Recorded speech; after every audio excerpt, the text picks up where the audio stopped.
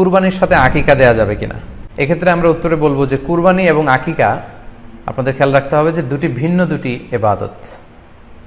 প্রথম কথা হচ্ছে এবাদত ভিন্ন দুটি এবাদত। কারণ কুরবানি এটা বছরের একটা নির্ধারিত সময়, জিলহজের 10 তারিখে এবং তারপরে আরো 2 দিন বা 3 দিন, এই সময়গুলোতে আপনি কুরবানি করতে পারবেন। তাহলে এটা হজের মৌসুমে জিলহজ মাসে করতে হয় কুরবানি। কিন্তু আকিকা কিন্তু এরকম না, আকিকাটা যে কোনো মাসে হতে পারে। আকিকাটা হচ্ছে নবজাতক সন্তানের ভূমিষ্ঠ হওয়ার পরে শুকরিয়া স্বরূপ আল্লাহর কাছে যে কুরবানিটা করতে হয় সেটাকে আমরা বলি আকিকা। হাদিসে এসেছে আকিকা। তো সেটা হচ্ছে সন্তান কখন ভূমিষ্ঠ হলো সেটার উপর নির্ভর করে। কারো সন্তান রমাদানে হতে পারে, কারো সন্তান জিলহজ মাসেও হতে পারে, শাওয়ালে হতে পারে, রজাবে হতে পারে। আকিকার ক্ষেত্রে আল্লাহ রাসূল সাল্লাল্লাহু আলাইহি ওয়াসাল্লাম বলেছে আনিল গুলামি শাতান ওয়া আনিল জারিয়াতি শাত, অর্থাৎ ছেলে হলে 2টি ছাগল দিয়ে আকিকা করো এবং যদি মেয়ে হয় তাহলে 1টি ছাগল দিয়ে আকিকা করো। তো সেক্ষেত্রে কুরবানিতে কিন্তু এরকম বিধান নেই। কুরবানিতে কিন্তু 1টি ছাগল দিয়ে আপনি কুরবানি করলে কুরবানি হয়ে যাচ্ছে, সেখানে 2টি ছাগল দেওয়া লাগবে এমন কোনো কথা নেই। তো এভাবে আমরা বুঝতে পারতেছি, খুবই স্পষ্টত কমন সেন্স খাটালেও আমরা বুঝতে পারতেছি এবং আল্লাহ রাসূল সাল্লাল্লাহু আলাইহি ওয়াসাল্লামের ভাষ্যগুলো অনুসারে আমরা বুঝতে পারছি দুইটা 2 ধরনের ইবাদত। যদিও এই 2 ইবাদতে কিছুটা মিল আছে, কিন্তু দুইটা 2 সময়ের ইবাদত, দুইটা আলাদা 2টি উপলক্ষ, দুইটার আলাদা নির্ধারিত সময় রয়েছে।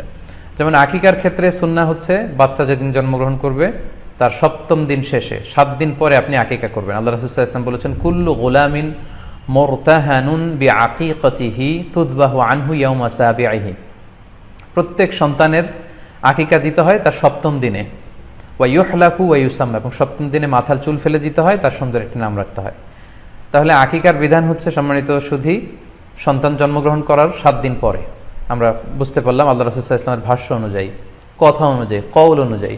এবার যদি আমরা আল্লাহ রাসূল সাল্লাল্লাহু আলাইহি ওয়াসাল্লামের আমল দেখি, ওনার ব্যক্তিগত আমল কি ছিল, সেক্ষেত্রে সহিহ ইবনে হিব্বানের একটি হাদিস উল্লেখ করব, যেটিকে ইবনে হাজার আল আসকালানি উনি ওনার ফাথুল বারিতে সহিহ হিসেবে উল্লেখ করেছেন।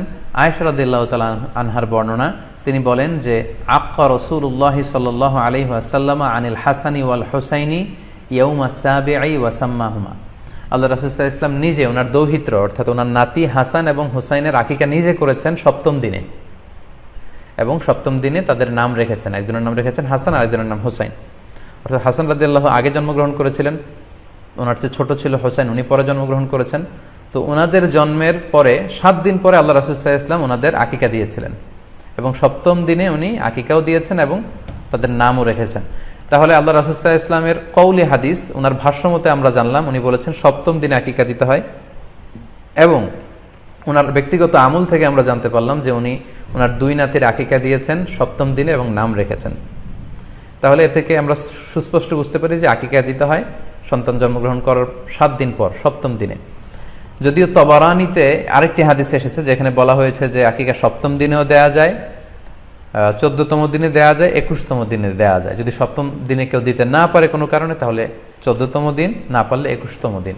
তাহলে সুস্পষ্টভাবে উল্লেখ আছে যে আকিকার সময়সীমা 7ম দিনের কথা আমাদেরকে বলা হয়েছে। তো সেক্ষেত্রে আপনার সন্তান জন্মগ্রহণ করলে আপনি শুকরিয়া স্বরূপ আত্মীয় স্বজনকে খাওয়াবেন, আকিকার গোশত নিজেরাও খাবেন।